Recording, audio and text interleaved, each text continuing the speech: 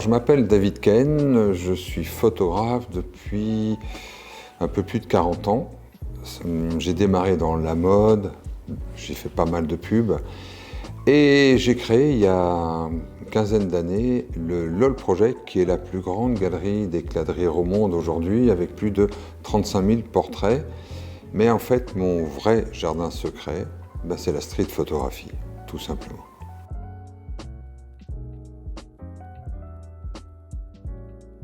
Il n'y a pas beaucoup de différence entre ce que je faisais il y a longtemps dans la mode, qui était très lifestyle, très cinéma, où j'adorais diriger comme des gens tout à fait normaux, et le LOL Project qui est basé essentiellement sur l'humain. Pour moi, la street photographie que je pratique au quotidien, c'est aussi basé sur l'humain. Ce qui m'importe, c'est l'émotion juste, vraie. Et pour moi, la ville, c'est comme un film, tout simplement.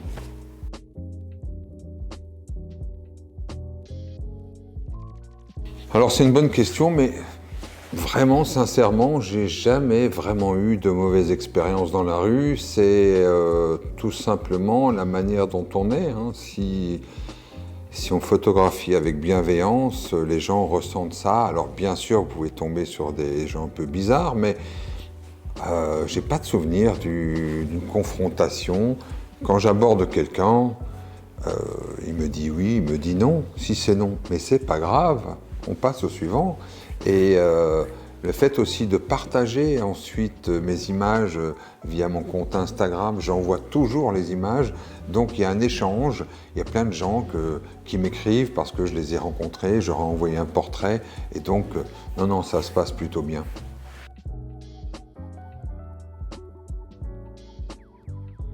La rue vous permet des rencontres incroyables. Je pourrais vous parler d'une photo incroyable, d'un moment surtout incroyable que j'ai vécu. Je sortais du musée d'Orsay, c'était en plein été. Je vois au loin deux voitures de Men in Black arriver et ça m'interpelle un peu. Je suis le seul apparemment à voir ça. Et puis les voitures arrivent là. Et là, qui je vois sortir? Un de mes rares héros, Steven Spielberg. Et là, j'étais avec mon appareil photo, j'étais prêt comme toujours. Et je m'approche, évidemment, les Men in Black me bloquent la route, mais je lui dis en anglais, Monsieur Spielberg, s'il vous plaît, une photo. Et je ne sais pas pourquoi, il me regarde droit dans les yeux et il me dit, Just one picture. Il était avec sa famille, bien sûr. Donc, j'ai shooté et ça donne ce portrait avec ce regard bienveillant.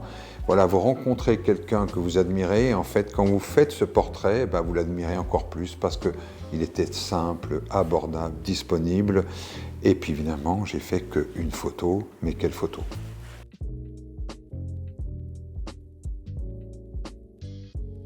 Alors, le livre que j'ai fait sur Cuba, en fait, je l'ai fait, mais c'était comme un jet. Je rentrais de New York pour un boulot et puis un de mes très très bons amis me dit écoute, je vais à Cuba photographier les champions olympiques cubains avec Brahim Asloum. Et je fais waouh, Cuba. À chaque fois que j'ai voulu aller à Cuba, ça s'est pas fait.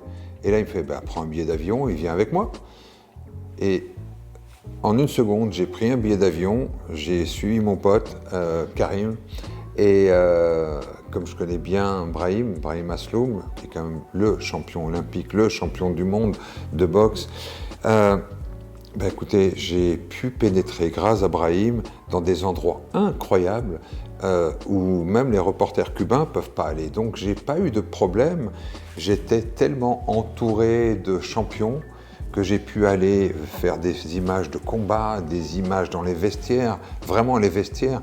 On ne se rend pas trop compte, mais vous vivez des moments d'une intimité. Et voilà, tout ça, j'étais en partenaire en plus. J'avais demandé à mes amis de Fuji de me prêter un GFX moyen format qui venait de sortir. Et j'ai fait toutes ces photos au GFX et ça donne quelques petites plaques quand même pas mal. À la suite de ça, j'ai fait une expo, un petit bouquin. Et voilà, donc Cuba pour moi reste un très très bon souvenir. D'ailleurs, je pense que j'aimerais y retourner pour approfondir ça. Ces gens sont adorables.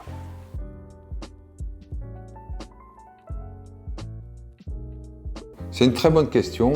Alors, moi j'appelle ça les propositions du hasard. quand je me réveille le matin, j'ai dans ma tête tout mon bagage, toute mon expérience, mes lectures, surtout lire beaucoup de livres photos, des YouTube, lectures, films, cinéma, tout ça se mélange dans ma tête. Donc j'ai des visuels et je suis plutôt flâneur, donc je me balade. Et dès qu'il y a des choses qui se passent, paf, des petits points d'alerte là comme ça. Comme si j'avais un petit Gemini sur mon épaule qui me dit ça tu connais. Ça peut être une lumière, ça peut être quelque chose en couleur qui me fait penser à du Alex Webb ou du Henri Grullard ou du Joël Merovitch, enfin des choses comme ça. Et je vais piocher ce que j'aime chez les autres et j'en fais quelque chose de plus personnel. Mais bien entendu, quand ça se présente, je suis là et je suis prêt. Donc, je pense que les sujets viennent à vous parce que, évidemment, vous ne pouvez pas contrôler la rue. Les meilleurs scénaristes du monde ne peuvent pas vous donner un scénario. C'est pour ça que j'appelle ça les propositions du hasard. À nouveau, je laisse venir. Voilà, il faut laisser venir avec quand même une préparation et technique qui doit être la plus simple possible. Moi, je travaille souvent avec un Leica quand même, monochrome beaucoup, mais si je travaille au Leica, c'est au 28, 9 fois sur 10, parce que c'est ma distance. Je règle ça une fois pour toutes en zone focusing, que j'appelle le meilleur autofocus du monde, et puis le restant du temps, je regarde même plus tout ça. Ce que je regarde, c'est la ville, je suis là en train de regarder, je scanne, je vais piocher, je mets un cadre en fait à ce que vous voyez tous les jours. J'essaye de cadrer tout ça. Voilà, donc je pense qu'il faut laisser venir les sujets.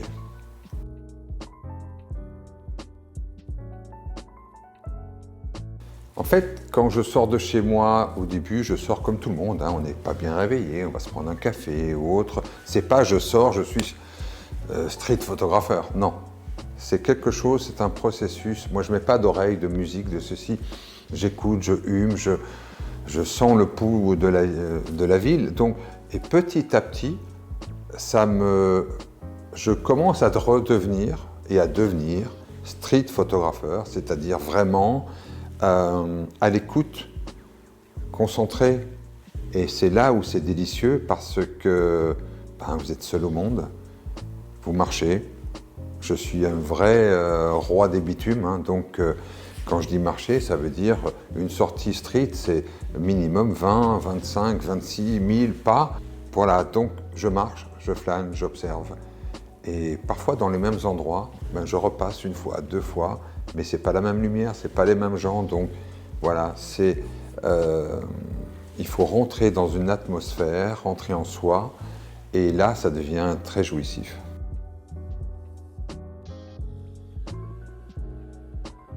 Désobéir. Alors, je suis 100% d'accord.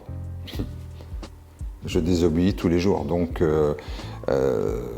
si on me dit que j'ai pas le droit, ma petite blagounette, c'est de dire je prends le gauche. Et puis, si on me laisse pas rentrer par la porte, je passe par la fenêtre. De toute façon, à un certain moment, votre besoin de cette photo est la plus forte. Exemple, cette photo de ce CRS qui shoot dans une lacrymo, je venais d'avoir un petit 28, un nouveau 28 sur mon Leica et je vois vraiment la lacrymo, je vois du monde, les gens s'écartent, les gens ont peur et je ne sais pas pourquoi, c'est un peu inconscient, débilo d'ailleurs, mais je vois l'image. Donc si je vois l'image avant qu'elle se passe, j'anticipe cette image, je vois au loin, je m'approche tellement près de pour faire cette photo que le CRS va shooter sur cette lacrymo. Je me mets là, je shoot, j'ai ni casque ni masque, ça commence vraiment à piquer, je commence à ne plus rien voir, mais je cadre. Et là, je me rends compte juste après que je suis un peu fada, un peu fou.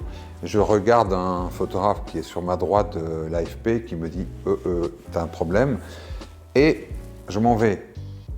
Et ce n'est qu'en 5 minutes plus tard, avec mes yeux un peu moins rouges, que je regarde et j'ai vu cette photo. La première fois, je l'ai vue et ensuite, j'étais très content de la voir. Voilà, donc on devient street photographeur, on est street photographeur quand en fait c'est plus fort que vous allez au contact. Donc la désobéissance, pour moi c'est un droit évident. Hein. Donc si on obéit à tout, on ne fait rien d'extraordinaire non plus. Hein. Donc attention, désobéir, ça ne veut pas dire enfreindre toutes les lois et faire n'importe quoi. Mais en photo, parfois il faut être désobéissant.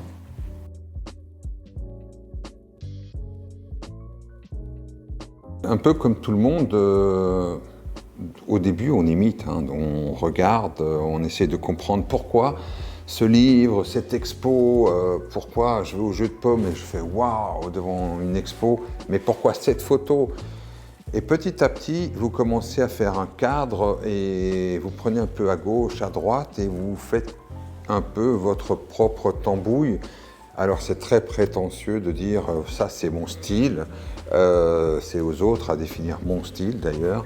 Ce que je peux vous dire c'est que ce que moi j'aime c'est par-dessus tout c'est le côté dérision, le côté humour. C'est pour ça que Elliott Erwitt pour moi est un génie parce qu'il me fait rire, parce que il a tout compris. Alors il met en scène certaines choses évidemment, mais le but derrière, c'est de donner de l'émotion. Donc, il y a des photographes comme ça, Martin Munkaski par exemple, qui est un Hongrois que j'ai découvert lorsque j'avais reçu un prix à Budapest. Il y avait une expo de ce Hongrois que je ne connaissais pas.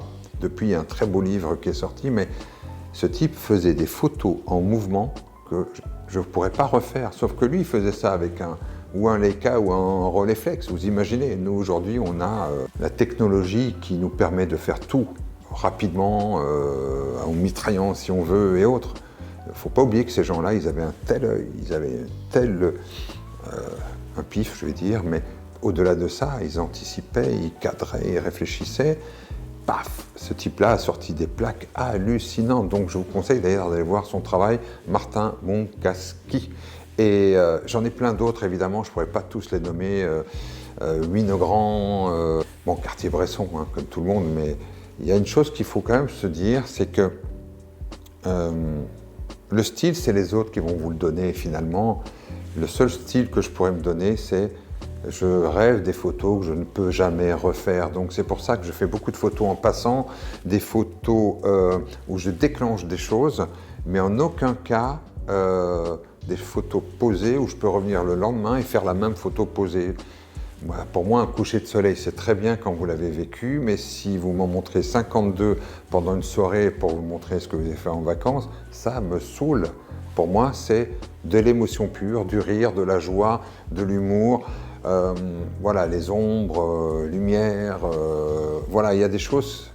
Je ne veux pas m'enfermer dans une sorte de forme, comme font beaucoup de gens sur Instagram, ils s'enferment dans des ombres-lumière tout le temps, mais même si c'est très très beau, ça devient chiant. Hein. Vous devenez un photographe Instagram.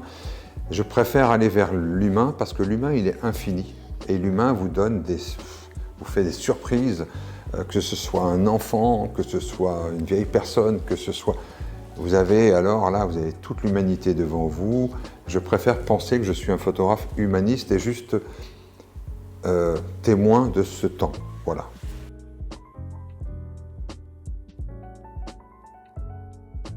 Ah, c'est une bonne question.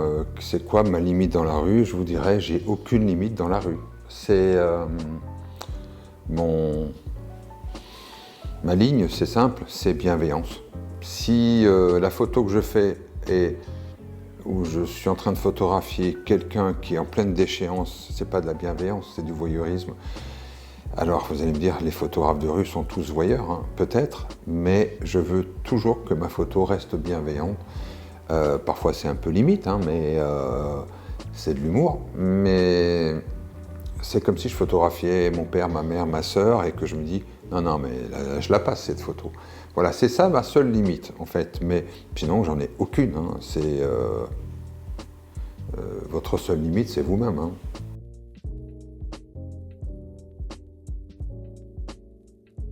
Alors, je vais vous dire tout de suite, j'ai trop de respect pour les photographes reporters. Pour moi, un photographe reporter, c'est le type qui est payé 3 francs 6 sous en se faisant tirer dessus. C'est ça mon image dans ces CAPA. Hein. Moi, je voulais être CAPA avant, quand j'étais petit. Donc, c'est des types qui, parce qu'ils aiment l'image, parce qu'ils veulent témoigner, important, témoigner. Une photo peut faire changer de point de vue d'une société entière, sur une guerre, sur une situation. Moi, j'ai pas du tout cette prétention. Ça, c'est les vrais reporters. Moi, je suis juste un documentaliste. Je documente ma vie quotidienne ou des villes où je vais et j'essaie de comprendre les coutumes, la manière d'être. Vous allez au Japon, vous tirez des mirettes comme ça parce qu'il y a des choses incroyables, mais vous allez à New York, c'est pareil. Donc, ce qui est compliqué quand vous êtes street photographeur, c'est de rester avec cette limite et cette distance. Comme je vous l'ai dit, pour moi, je prends des photographes comme Reza par exemple. Reza, il est là, hein, on est street photographeur, on est un peu par là. Hein. Voilà, moi j'ai pas fait de prison, je me suis pas fait tirer dessus, j'ai pas risqué ma vie une seule fois dans une ville, hein, donc il faut remettre un peu, il faut d'ailleurs remonter un peu cette histoire de reporter. S'il n'y avait pas de reporter, il n'y a pas d'histoire. Eux font des photos qui font l'histoire, moi pas.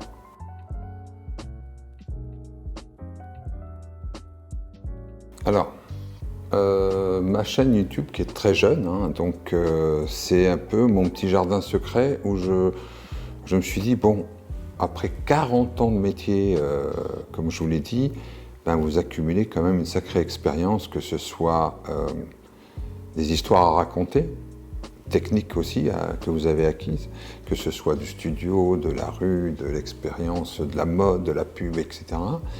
Et qu'est-ce qui reste après? Ben, il reste que vous pouvez transmettre. Voilà, aujourd'hui, parce que je suis dans le dernier quart de ma vie, l'air de rien, je me suis dit, ben, c'est génial de pouvoir transmettre. Alors j'ai essayé et ça a été très très bien reçu. Et puis il ne faut pas oublier une chose, hein, je fais un métier juste formidable et j'essaie juste de le faire partager, de le transmettre. Si les gens qui me suivent sur ma chaîne YouTube se disent, tiens, il m'a donné quelques clés pour moi-même m'exprimer, tant mieux. Si parfois c'est juste du matériel que j'analyse, je ne suis pas du tout analyste technique, pour ça il y a des gens qui font ça très très très bien. Moi ça me saoule un peu, autofocus plus, moins plus. Bon, c'est bien de le dire une fois, l'important c'est l'usage. C'est qu'est-ce que je vais faire avec ce matériel. Ça ne reste, finalement, ce ne sont que des stylos. Hein. Je pense que Victor Hugo, il aurait pu écrire tout avec un crayon à papier. Hein.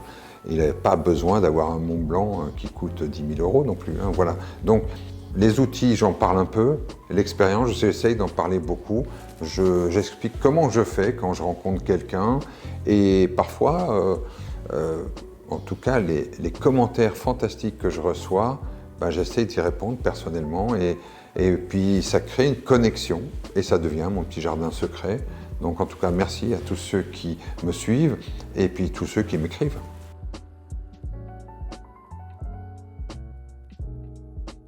Pourquoi j'ai accepté de participer à l'aventure de Street Photography France? Ben, tout simplement parce qu'on me l'a proposé. Et parmi toutes les propositions que j'ai, parce que ben, la chaîne fonctionne bien, mon Instagram fonctionne bien, il faut faire le tri. Hein. Donc, et puis, ben, Najat m'a parlé un peu de son histoire, de comment il a créé ce Street Photography France. Je me suis dit, tiens, un petit bonhomme comme ça qui travaille à la communauté européenne et qui, par passion, crée un mouvement d'amateurs qui réunit peut-être plus de 500 photographes aujourd'hui. Je dis pas mal en une année. Donc, est-ce que je peux aider? Bien sûr. Voilà pourquoi, en fait, je continue, parce que ça va très bien dans ma philosophie future, qui est de transmettre, tout simplement. Donc, Street Photography France, c'est magazine, c'est publication, c'est interview, c'est petits films, c'est plein de projets. Là, j'ai envie de faire une masterclass à Istanbul, on en parle et je vais essayer d'organiser 4 jours avec Street Photography France à Istanbul, peut-être dès l'année prochaine. Donc, pour être un peu plus long dans le temps, plutôt qu'une seule journée à Paris, peut-être 4 jours dans des villes un peu partout. Donc, si ça vous intéresse d'ailleurs, n'hésitez pas à me laisser des commentaires, hein. Voilà, c'est plus pour travailler dans la durée. Et puis, par-dessus tout, ces masterclass, c'est des rencontres, c'est des gens fantastiques que je rencontre et c'est ça qui me motive en tout cas.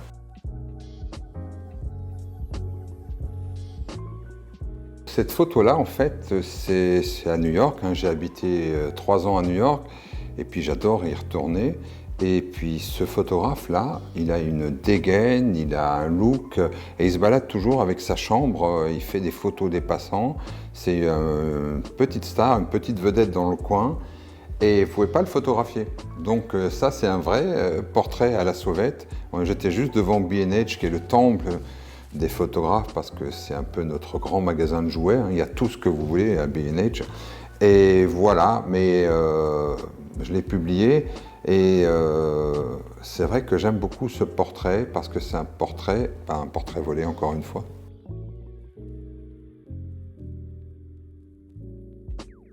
Ok, alors cette photo avec le chien, c'est un hommage, hein.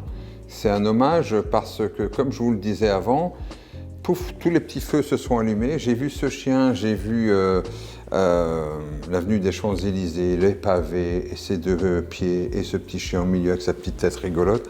J'ai pensé tout de suite, évidemment, à Elliott Erwitt, et puis je me suis mis à la hauteur du chien, j'ai shooté one shot. Et quand je l'ai vu, ça m'a fait sourire. Voilà, c'est vraiment ce que je vous expliquais tout à l'heure. Vous vous inspirez, vous copiez parfois, et puis vous rendez hommage aussi souvent. Voilà, c'est de l'humour, c'est drôle. Voilà, c'est une image tendre.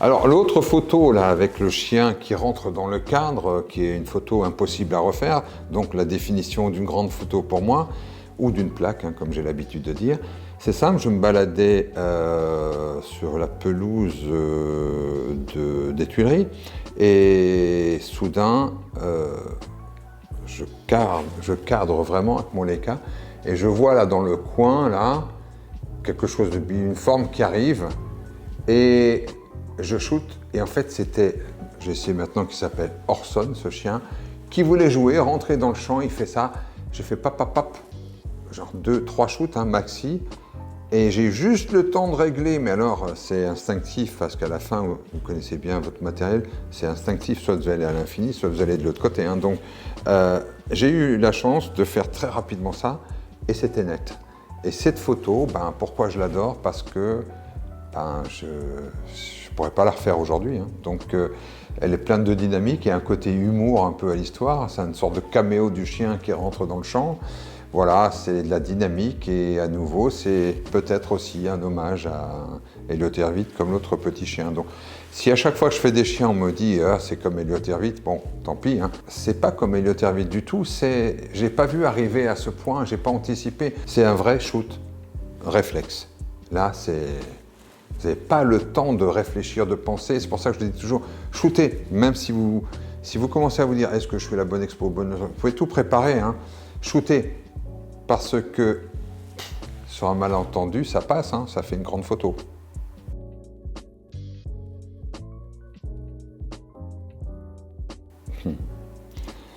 Alors je trouve que c'est toujours un peu prétentieux, celui qui sait tout et qui donne des conseils. Donc, j'apprends tous les jours, donc je ne sais pas tout. C'est un peu difficile de répondre à cette question. La seule chose que je peux vous dire, c'est que moi j'ai essayé toute ma vie, je me suis trompé toute ma vie et parfois j'ai réussi. Donc faut se lever le matin, même s'il pleut, il neige, on s'en fout. Vous êtes street photographeur, vous avez envie de vous balader, vous avez ça en vous, là c'est comme une envie irrépressible. Vous vous levez et on y va. Et là, c'est toutes les images que vous avez en tête. Vous pouvez vous donner peut-être, petit conseil, hein, mais Ce que je fais parfois, je ne sais pas trop quoi faire. Je me dis, bon, allez, aujourd'hui il fait beau, je vais travailler de la couleur. Je vais travailler des animaux, je vais travailler des enfants, je vais travailler des gens plus âgés, je vais travailler l'amour. J'ai trouvé l'amour à Paris. Je vais travailler, voilà, je me donne des choses. Très souvent, ça me donne envie de sortir, mais en même temps, très souvent, je ne fais pas du tout ce que j'avais prévu de faire. Hein. Mais ça vous donne un élan. Donc voilà, c'est la première chose. Quel conseil je peux encore donner? Celui que je donne dans mes masterclass, c'est que si vous avez passé une journée à marcher et que vous êtes mort, là, avec vos 25, 26 000 pas, laissez reposer le plat. Regardez pas vos photos tout de suite. Laissez passer un petit 24 heures. Redécouvrez vos images. C'est un peu le côté, voilà, on déstresse, on décélère. Parce que quand vous allez les revoir, le plaisir va être augmenté. Le côté plaisir, je veux tout de suite maintenant, je fais la photo, je l'édite tout de suite sur mon téléphone, je la publie sur Instagram, mais c'est frénétique. Ça s'appelle des photos prêtes à jeter. Vous les jetez et on passe à la suivante, et on passe à la suivante. Elles n'ont aucune valeur.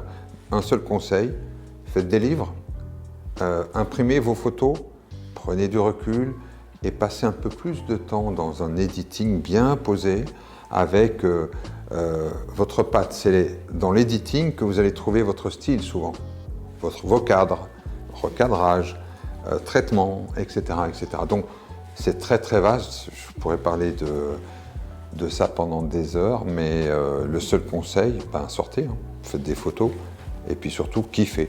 Voilà, c'est que du plaisir. Bon, il faut qu'on coupe là, et puis il faut qu'on y aille.